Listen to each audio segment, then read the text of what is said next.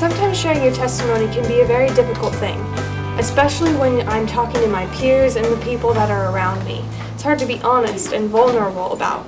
But I really hope that today you'll be able to understand me a little bit better and really see if it's a lot like you.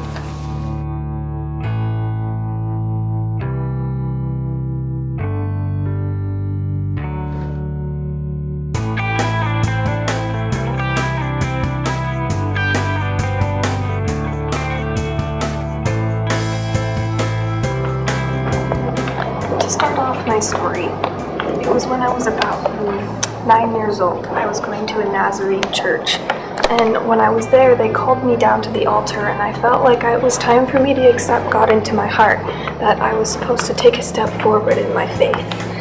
Well, I did, and I accepted Christ about 9. Well, I was raised really to be a good person, not necessarily a follower of Christ. And as I grew up, I was just that. I wasn't really a Christian necessarily. I was just a person that was morally good. Well, in about 4th grade, my parents told me that we were going to be moving. We built a new house, and we were going to be changing schools. That completely changed my life and my perspective on things. I now saw people that I never knew. I had to start a new school, a new church, a new house, a new neighborhood, and my grandma moved in. I had new family members in the house. Everything began to change very quickly, and I slowly began to let the world conform me to who I was supposed to be. And in 5th grade, I said, forget it. I'm throwing all to the wind. I need to do whatever it takes to find friends, to do and be whoever I'm supposed to be in order to please people. Boy, was that a problem.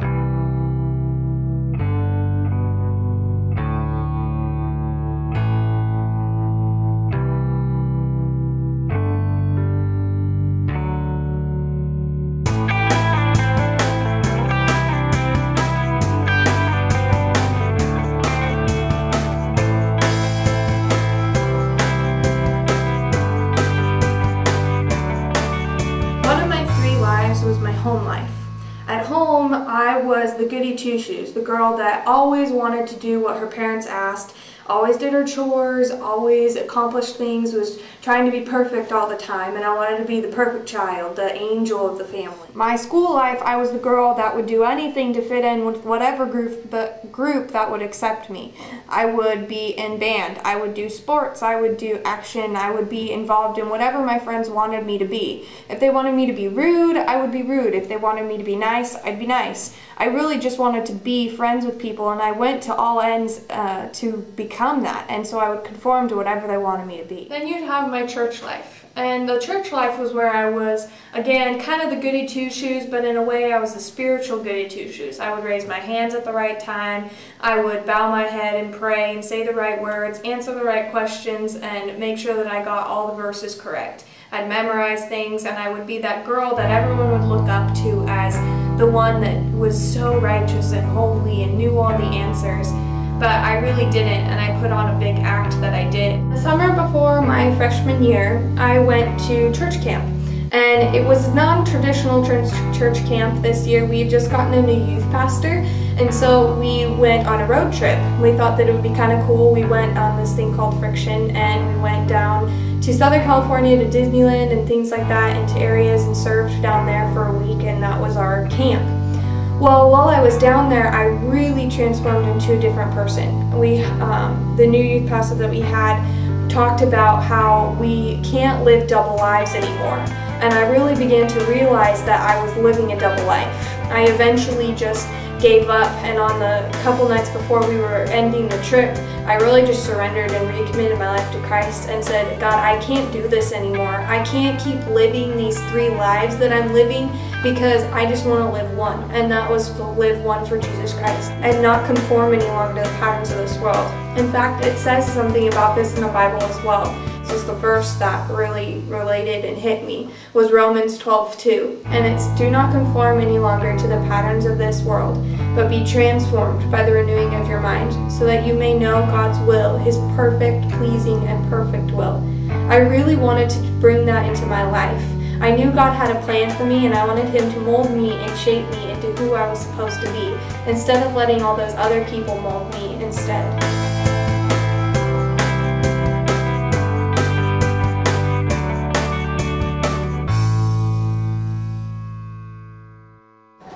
briefly describe what I was going through and kind of give you a perspective or a visual on what my life was like, I have an analogy for you.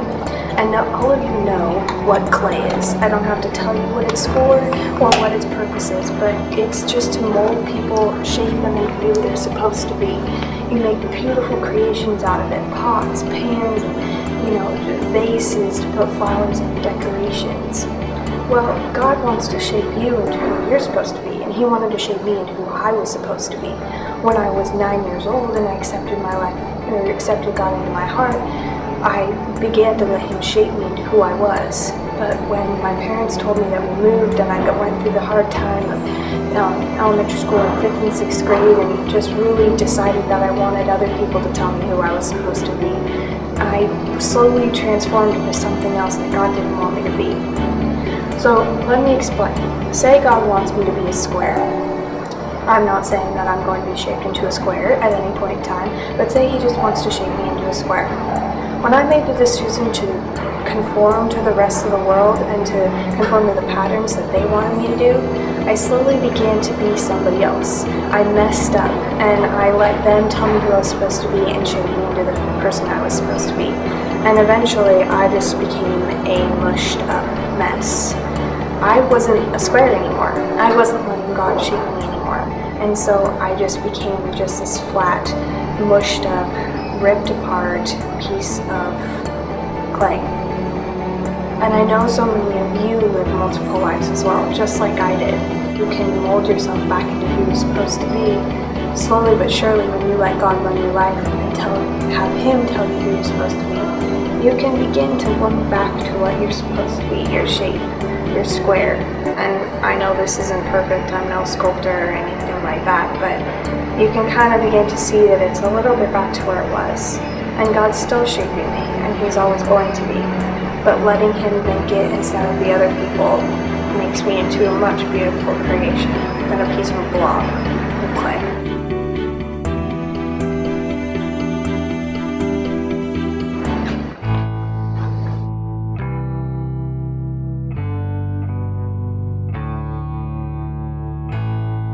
You know, the one thing that I want you guys to get out of this, if anything else, is that I don't want you to make the mistakes that I made. I made the choice of conforming to the rest of the world, and quite honestly, it didn't work out very well. I was unhappy and I always tried to please people, and I don't want that for you guys. I want you to be able to live one life, and the one life of Jesus Christ. I don't want you to conform to the patterns of this world anymore. I want your guys' minds to be transformed by the renewing of your mind. Let God shape you and mold you into who you're supposed to be. In Jeremiah 29:11, it talks about how He has a plan for you to prosper you and not to harm you. He's got that plan for you too. He doesn't have it just for me or just for other Christians. He wants to mold you and shape you into who you're supposed to be as well. And that's what I want to encourage you all to do today too.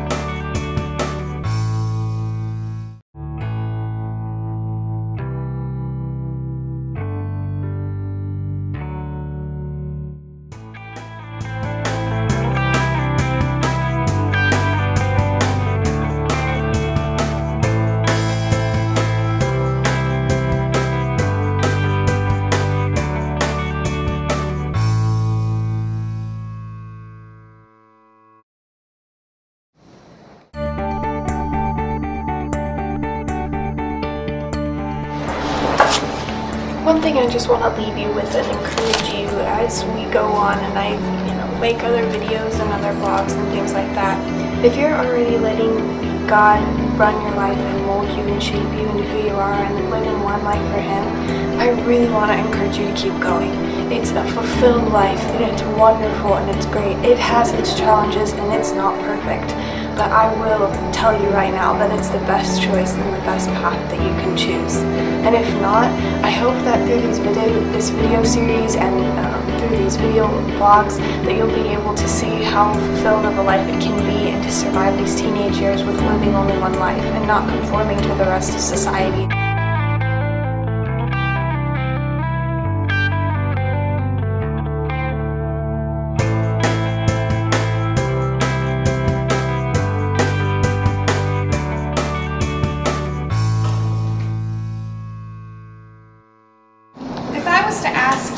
If you continue continue to live your life the way that you're living right now, are you letting God mold you, or are you letting the rest of the world mold you?